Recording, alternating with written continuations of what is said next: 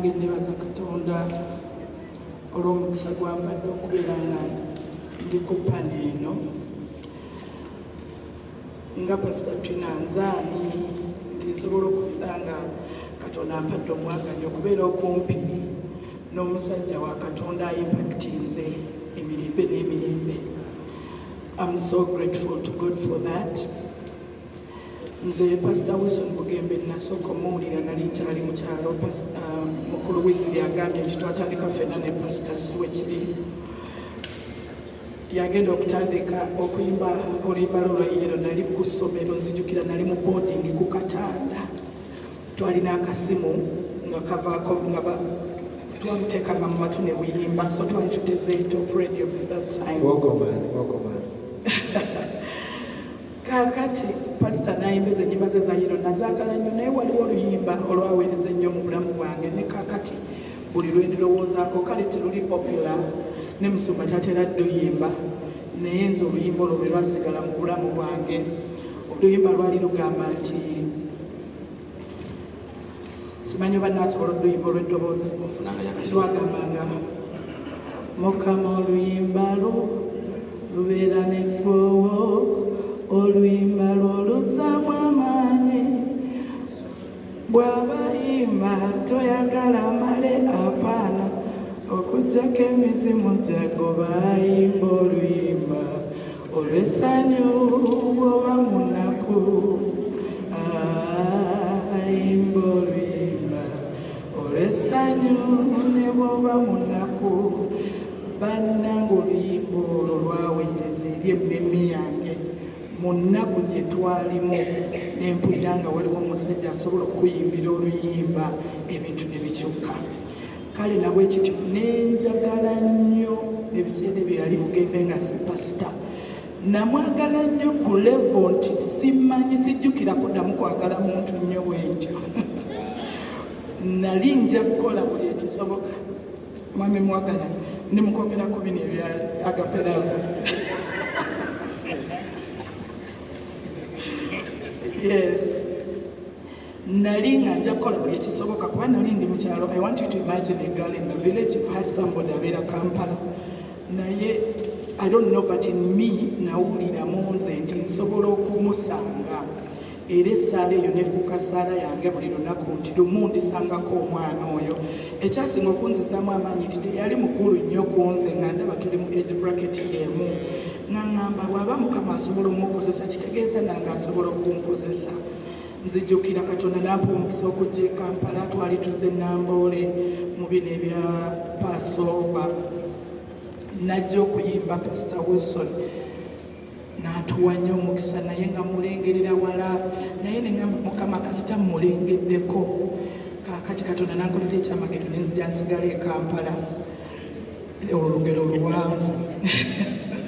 Kati bwe nsigala e Kampala nga mbeera mu Nsooba ekyebando ne balangirira nti Pastor Wilson Bugembe yali agenda kulonkinga oluyimba lwa Yero ng'ate tubeera kumpi ne Christian Life Church bwe yali agenda oddolonkingira.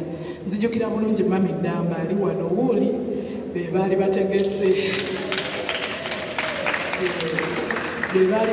eyo konsati era mwe abategese eno temulowooza nti mwe abasoose. Mami Damba yenna abavulu yasooka. Kaakati nali sirina ssente baali bayingirira 2,000. Kati nga2,000 sizirina nalina ezo shillings gali aseera yali ekisedde nnyo ekivu kyali kyakikulu. konsati baali bagiseera nga ninamu siringi 2.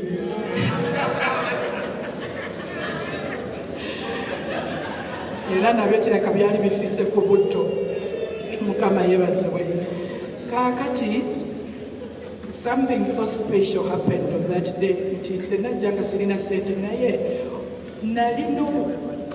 nalina obumalirivu nti wakiri nja kuyimirira ebweru nja kutuuka nga bukyali wakiri mulabe ng'ayingira oba si kyekyo ng'afuluma nja kubeerawo nja kumulaba wakiri ku feesi. Nali simanyi bwafaanana kubanga ebiseera ebyo tewali social media. Neŋŋenda ku bipande bye baali batimbye ku church ne mulaba ne mwetegereza bulungi ne ŋŋamba bw'abanga y'ono kagende nyimirire ku mulyango. Saamalawo ddakiika nnyingi Pasita Bugembe yeeserebwa olunaku naye yavaayo munda najja ng'abuuza ku buli muntu eyaliwo, nange nali ku abo be yabuuzaako. Nambuuza ne mubuuza mangu, simanyi buvumu gye nabujja kuba nali mwana wa kyalo. Ne mubuuza nti kubanga Pasita Ben, wano tulina pasita bamwita Ben, yaliwo waffe mu kyalo nga mumanyi, ate twawulira nti abeera ne Pasita Bugembe. Kati nze ne mubuuza, Mukama nampa amagezi, ne mubuuza nti Pasita Bugembe, ne mubuuza nti Ben gy'ali munda eyo. Kati n'alowooza mbu ndiwaawo n'agamba Ben gy'ali yingi kugenda musanga. Pasita n'asooka agenda gye yali alaga, oba yali alaga wasimanyi, n'akomawo, yakomawo yansangawo n'aŋŋamba, Ben omulabye n'ebibiri byange, Ben omulabye? Ne mugamba nedda sinnamulaba. N'agamba nkuguddemu, olabika tolina ziyingira olabika tolina ziyingira. N'ankwata ku mukono, nze omuntu gw'atamanyi gw'atalabangako, yakwata omukono gwange n'aŋŋamba ŋŋenda kuyingiza. N'atwala ewa Mami Ddamba n'agamba ono sisita wange omuleka ayingire. Nenyingira. Omu ku bayimbi ab'amaanyi ku olwo yali Mami Betty Nakibuuko oyo, kubanga nali mwagala kuva edda mu kyalo nga mbeera mwagala. Kati ebyamagero bingi byaliwo ku olwo olunaku. Nalaba ku bantu, ndowooza ne mukulu Pasita Segawa naye yaliwo ku olwo. Mu butuufu nze nawulira ng'ebyange biwedde nga njagala kuddayo mu kyalo nga sikyayagala Kampala. Mbanyumize nti omuntu gwe nsinga okwagala yankutte ku mukono nannyingiza. N'akuyita sisita. Nampita sisita. Tekyakoma awo, olugero luwanvu ne ntandika okubeera nga nzija mu church. Pasita Wilson Bugembe n'aŋŋamba jangu nkutwaleko ewaka. Bwe yantwala ewaka waliyo abaana bangi, ne mukulu wange oyo Jinpisi yali atandise okubeera naye bwe nali nfukamira omubuuza n'aŋŋamba, Jasi gwe tofukamira, gwe toli mwana, gw'oli sisita wange okuva n'olwaleero, you will be my sister.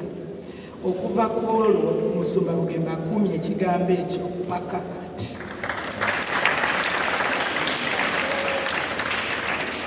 Nebaza Katonda. Nze naturally I'm a laid back person. Simanyi nti nalisobodde okuyimba oba okufuuka ekintu kyonna, naye Pasita Wilson Bugembe balinganga gwe bantumira kwegamba I am part of his assignment. Nebaza nnyo Mukama ku lw'omusumba, simanyi bwe ndisobola kukwebaza, but you have been a blessing to me, to my family, to every one of us here at the worship house. Lumu Pastor Kim yatugamba nti yabuuza Mukama bwe yasooka okuwulira ku Pasita Bugembe, n'abuuza Mukama nti Pasita Bugembe muntu oba malayika wamutusindikira wano ku nsi? Mbu Mukama n'amugamba muntu, nze yamutuma. Mu butuufu description eyo omuntu okutuuka okuyita omuntu nti alabika malayika, I think you can imagine omuntu kyaba alabye ku muntu. So Pasita Bugembe otukoze bulungi, otukoze bulungi. Twebaza Katonda yakutuwa.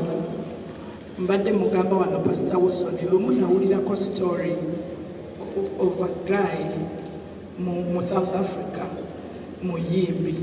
Lumu yagamba nti Katonda yamuwa vision ng'agenze mu ggulu. Bwe yatuuka mu ggulu ne bamubuuza, Mukama n'amulaga nti papasi ye ku bulamu buno bw'ensi yalina kuba muyimbi, era yalina assignment okuwandiika ekitabo ekyennyimba. Naye bwe yatuukayo mu ggulu ng'awandiseeko ennyimba 3 zokka. Ku nnyimba Katonda z'amanyi nti z'alina okuyimba. Ne bamulaga ekitabo kya Dawudi, ekitabo kya Psalms. Ne bamugamba, olaba Dawudi yali mwesigwa, yawandiika ennyimba zonna ze yalina okuwandiika mu bulamu.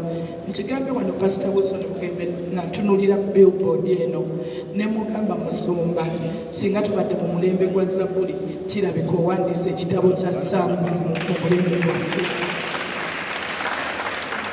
Musumba Bugembe teyeebalirira bw'onootuuka mu ggulu osanga banaakugamba nti oyimba. Peter ati